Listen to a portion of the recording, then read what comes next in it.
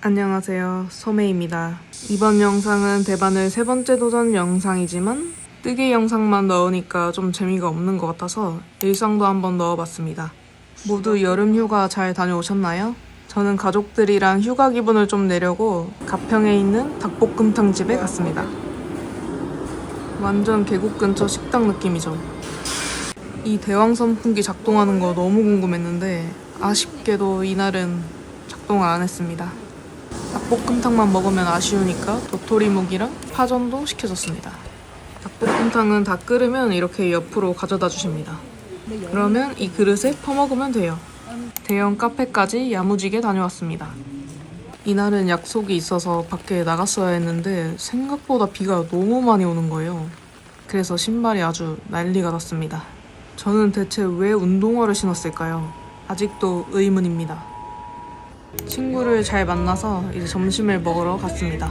닭고기가 바로 튀겨져 나와서 진짜 맛있습니다. 잘 먹겠습니다.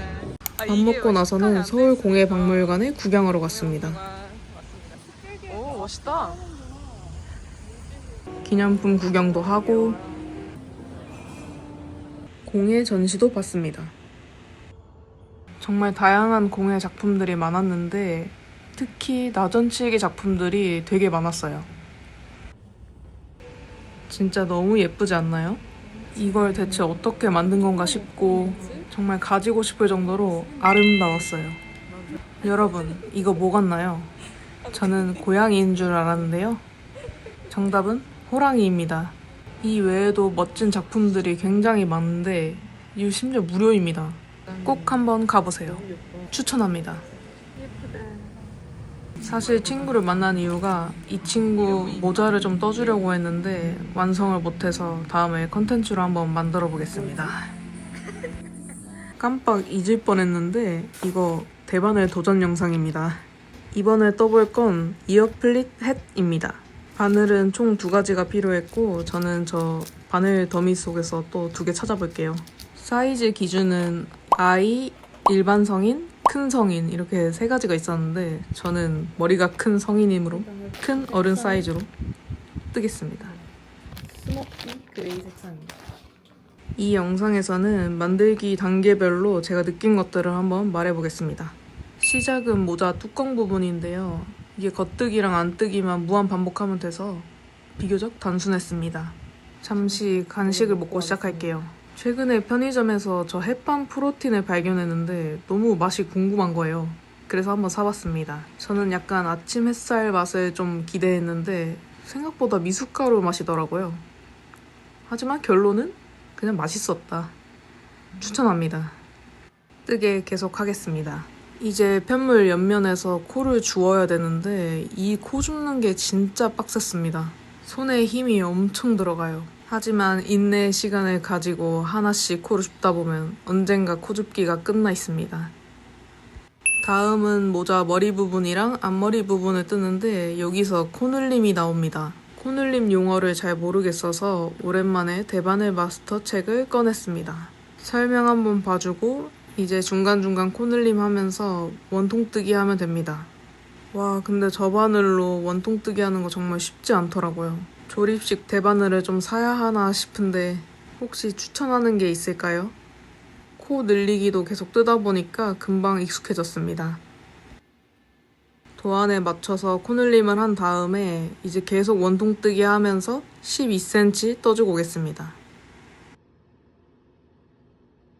이제 단을 분리할 차례입니다. 이 부분은 크게 어렵지 않았어요. 그냥 책에서 시키는 대로 코막음하고 코 잘 빼놓고 하면 됩니다. 여기서 턴이라는 게 나오거든요. 근데 저는 턴을 처음 들어봐서 이게 대체 뭔가 했는데 영상 설명 보면서 뜨니까 크게 어렵지 않더라고요. 그냥 처음이라서 좀 어색했을 뿐입니다. 저 턴을 하면서 편물을 좀 이렇게 동그랗게 만들어주더라고요. 단 마무리하면 이렇게 앞머리 부분 끝입니다.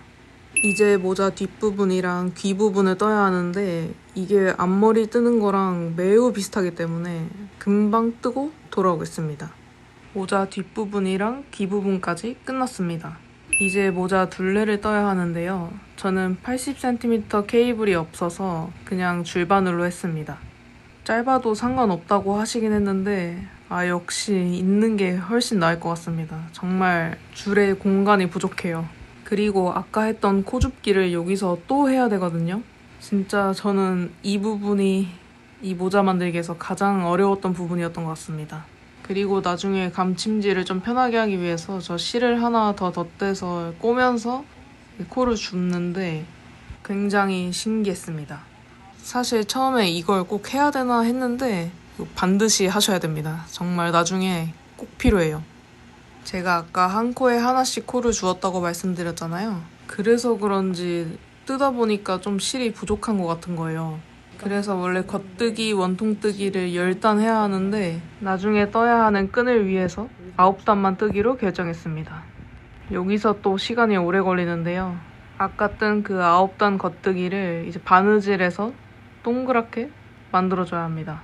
이것도 언제 다 바느질하나 하는데 또 인내의 시간을 가지고 뜨다 보면 다 떠져 있습니다. 그리고 아까 같이 떴던 그 실이 여기서 바느질 가이드 역할을 합니다. 자, 이렇게 모자 둘레가 끝났고요.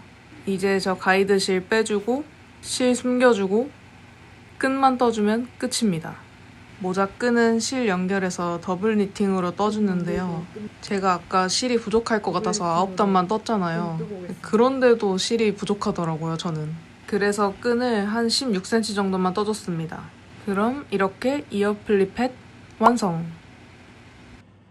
저 테두리 부분은 세탁하면 더 예쁘게 잡힌다고 하더라고요. 저는 세탁하기 전에 한번 써봤습니다. 아주 귀엽고 마음에 듭니다. 얼른 세탁해서 모양을 더 예쁘게 잡아줘야겠습니다. 이렇게 대바늘 3번째 도전이 끝났는데요. 정말 지금까지 뜬 것 중에 가장 어려웠던 것 같습니다. 하지만 그만큼 실력이 향상된 느낌? 앞으로도 계속 떠보면서 실력을 키워가겠습니다. 오늘도 영상 끝까지 봐주셔서 감사합니다. 안녕.